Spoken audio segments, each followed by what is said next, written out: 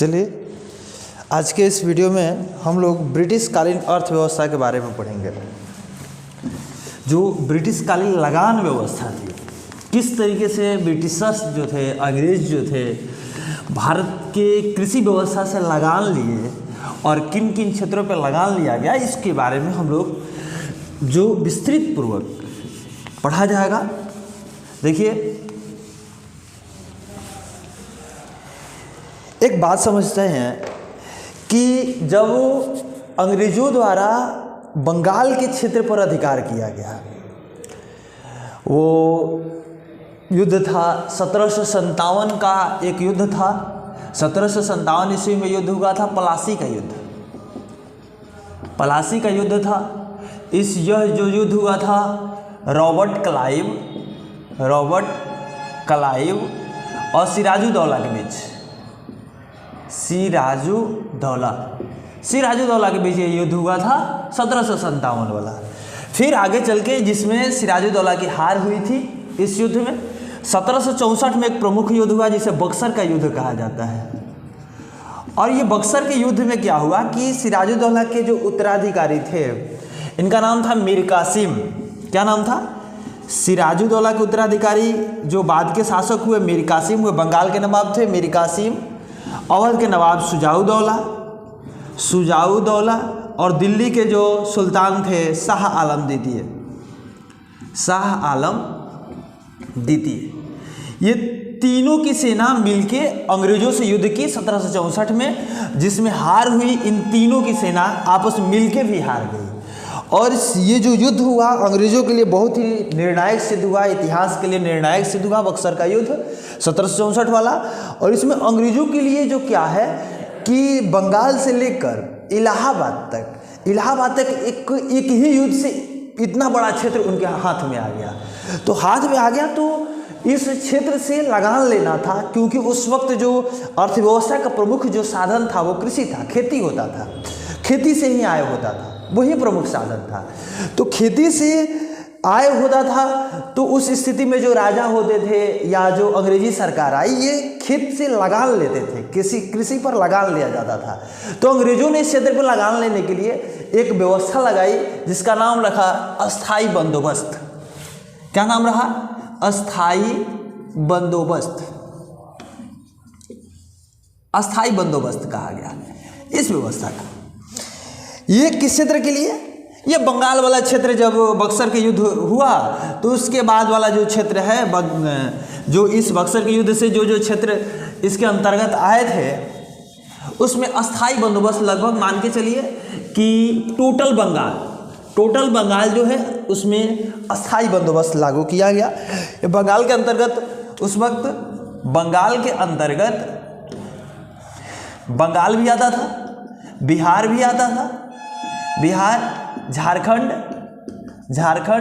उड़ीसा, ये सारे प्रांत आते थे उस वक्त बंगाल के अंतर्गत। इन सारे प्रांतों में क्या लागू किया गया? अस्थाई बंदोबस्त लागू किया गया। पहला नंबर बात। दूसरी बात है कि इसे 1793 ईस्वी में लागू किया गया। कब? 1793 ईस्वी में। तीसरी बात क्या है इसका महत्वपूर्ण बात कि इसमें जमींदारों को जमीन का मालिक बनाया गया। जमींदारों को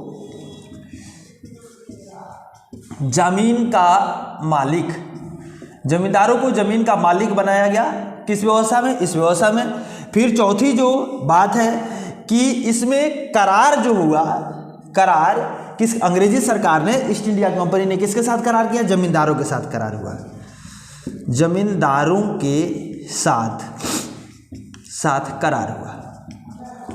के साथ करार हुआ। और क्या था? जमींदारों को जमीन का मालिक बना दिया गया और इन्हें जो लगान था, लगान चुकाने के लिए जमीन पे अधिकार दिया गया कि आप जमीन को गिरवी रख सकते हैं, गिरवी रख के पैसा ले सकते हैं, या जमीन को बेच सकते हैं किसी को। जमीन मतलब पूरी तरह से जमीन का मालिक हुआ, जमींदारों के साथ करार हुआ। इसमें लगान, इस व्यवस्था में लगान कितना लिया जाता था? पूरे जो उत्पादन होता था उसका 45% लगान स्थायी बंदोबस्त के अंतर्गत 45% दिया जाता था। और ये जो महत्वपूर्ण बातें हैं अस्थाई बंदोबस्त की, ये महत्वपूर्ण बातें हैं, इसे बंगाल के क्षेत्रों में लागू किया गया। बस इतना। फिर अब इससे कुछ बातें निकल के आती हैं कि अंग्रेजों को लगा कि ये जो व्यवस्था है, ये व्यवस्था में हम लोग को तो पैसा उतना कहीं उतना ही मिल रहा है। अगर मान लीजिए कि खेत में उत्पादन जो है, उत्पादन ज़्यादा हो जाता है तो हम लोग को 45% मिलता है इस वजह से। और उन लोगों को ऐसा लग रहा था कि जमींदार के साथ करार हुआ है, जमींदारों को ये जो व्यवस्था थी ये 45% था, हमेशा के लिए तय किया गया था। निश्चित समय, इसका बढ़ाने घटाने का समय नहीं था, इसमें निश्चित अनिश्चित समय के लिए, हमेशा के लिए करार हुआ था। तो इसमें हम लोगों से जो ज़्यादा लाभ किसको हो रहा है? ज़्यादा लाभ जमींदारों को हो रहा है। इस वजह से अंग्रेजों के क्षेत्र में जब दूसरे क्षेत्र आए, अंग्रेजों के अधिकार में जब दूसरे क्षेत्र आए, तो वहाँ पे अंग्रेजों ने क्या किया? अस्थाई बंदोबस्त को लगाना उचित नहीं समझा। वहाँ पे उन लोगों ने क्या किया? वहाँ पे एक दूसरा नियम लगाया, दूसरा लगान की व्यवस्था लगाई, जिसे क्या कहा जाता है? रैयतवाड़ी कहा जाता है। ये रैयतवाड़ी व्यवस्था, इसे क्या कहा जाता है? रैयतवाड़ी। रैयतवाड़ी जो व्यवस्था थी, पश्चिमी भारत और दक्षिणी भारत के जो क्षेत्र थे जो अंग्रेजों के अधिकार में थे, इन क्षेत्रों पे लगाया गया रैयतवाड़ी। अब इसमें क्या होगा? इस व्यवस्था की जो खासियत है, जो गुण है, वो क्या क्या है? रैयतवाड़ी व्यवस्था में जो करार हुआ था, यहाँ पे जमींदारों के साथ करार नहीं हुआ, यहाँ पे डायरेक्ट किसानों के साथ करार हुआ। ईस्ट इंडिया कंपनी ने किसके साथ किया? किसानों के साथ समझौता हुआ, समझौता हुआ। ठीक है, पहली बात किसानों के साथ समझौता हुआ। दूसरी बात कि इसमें लगान जो है, लगान 45% नहीं रखा गया, लगान इसमें 50% कर दिया गया। लगान कितना? 50% दिया जाने लगा। लेकिन क्या किया गया? इसमें एक सुधार किया गया। सुधार वो था कि जो किसान को जितना खर्च हो रहा है, जैसे मान लीजिए कि 1000 रुपया है, 1000 रुपया का उत्पादन हुआ, तो 1000 रुपया में सारा फायदा थोड़े होता है, उसमें 200 रुपया 250 रुपया आदमी इन्वेस्ट करता है। जो पैसा खर्च किया किसान, उसको पहले हटा दिया जाता था, वो किसान को दे दिया जाता था। और जो बचत हुआ, बचत का 50% रैयतवाड़ी व्यवस्था के अंतर्गत ईस्ट इंडिया कंपनी लेती थी। यानी लगान 50% खर्च को काटकर इस व्यवस्था में भूमि का पैमाइश कराया गया था, मापन कराया गया था। फिर लगान लगाने से पहले उसका 2-3 वर्ष का उस भूमि का रिकॉर्ड देखा जाता था कि कितना उत्पादन हो रहा है, औसत निकाला जाता था, तब उसका लगान तय किया जाता था कि लगान उस क्षेत्र का। तो इसमें ये व्यवस्था है, पश्चिमी और दक्षिणी भारत में लागू किया गया, किसानों के साथ समझौता हुआ, लगान 50% खर्च को काट के किया गया। ये महत्वपूर्ण व्यवस्थाएं थी रैयतवाड़ी की। और तीसरी जो व्यवस्था थी उसको महालवारी कहा जाता है। महालवारी व्यवस्था में क्या हुआ था? महालवारी जो है पंजाब, दिल्ली और पश्चिमी उत्तर प्रदेश का एरिया जब अंग्रेजों के अधिकार में आया, तो वहाँ पे उन लोगों ने किसके साथ कौन सी व्यवस्था लगाई? महालवारी लगान की व्यवस्था लगाई। और वहाँ पे लगान किसके साथ, करार किसके साथ ईस्ट इंडिया कंपनी ने किया? महाल के साथ करार किया। अब महाल क्या होते हैं? महाल के साथ करार हुआ।